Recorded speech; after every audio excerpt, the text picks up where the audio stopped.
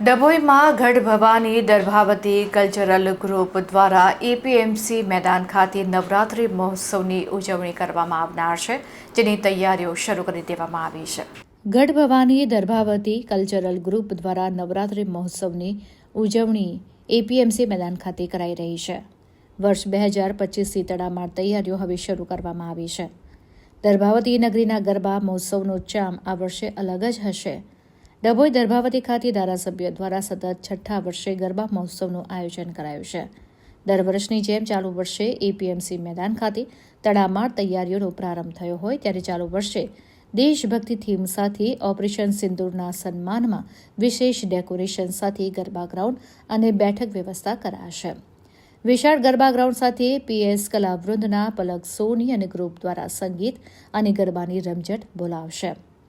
આગામી 22 સપ્ટેમ્બરથી શરૂ થતા મા આદ્ય શક્તિના નવલા નોરતામાં ખેલૈયાઓ મન મૂકીને ગરબે રમશે, ત્યારે સુવિધાને ધ્યાનમાં રાખી વિશેષ આયોજન કરાઈ રહ્યું છે. મા ગઢ ભવાની દર્ભાવતી કલ્ચરલ ગ્રુપ દ્વારા ગરબા મહોત્સવ 2025ના આયોજનને લઈ સતત રાત દિવસ એક કરી કાર્યકરો મેદાન ખાતે હાજર રહી આયોજન કરી રહ્યા છે. આ વર્ષે યુવકોને તિલક લગાવી અને ટ્રેડિશનલ વસ્ત્ર પહેરીને જ આવવું તેવો આગ્રહ રખાયો છે. ચાલુ વર્ષે નવરાત્રિ મહોત્સવ 11 દિવસ હોય, ખેલૈયાઓ સુંદર રીતે ભાગ લઈ શકે તેવું આયોજન આયોજક મંડળ દ્વારા પ્રમુખ ધારાસભ્ય શૈલેષભાઈ મહેતાની આગેવાનીમાં કરાઈ રહ્યું છે.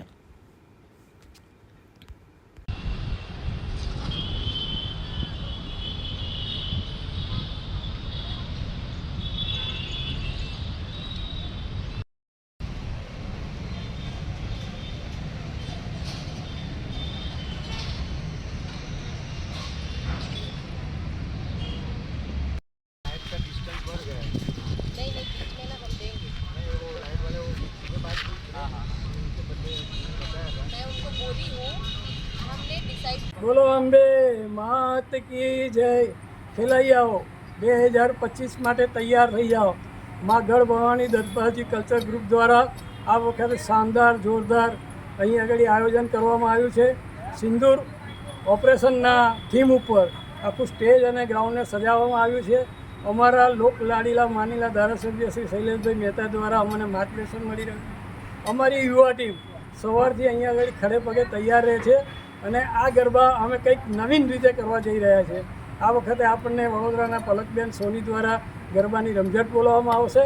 એટલે આપ સૌ તૈયાર થઈ જાઓ. અંબાલાલ કાકા જેટલું બી કહેતા હશે કે વરસાદ પડશે, ડભોઈમાં વરસાદ પડવાનો નથી. એટલે આપ આપની તૈયારીમાં લાગી જાઓ અને જોરદાર ગરબા રમવાની તૈયારી ચાલુ કરો. આજે ઘરે શું નવું કરવામાં આવ્યું છે? અમે આ વખતે ઓપરેશન સિંદૂરના થીમ ઉપર આખા ગરબાના આખું સ્ટેજ અને આખું ગ્રાઉન્ડ અમે એ પ્રમાણે સજાવવાનું.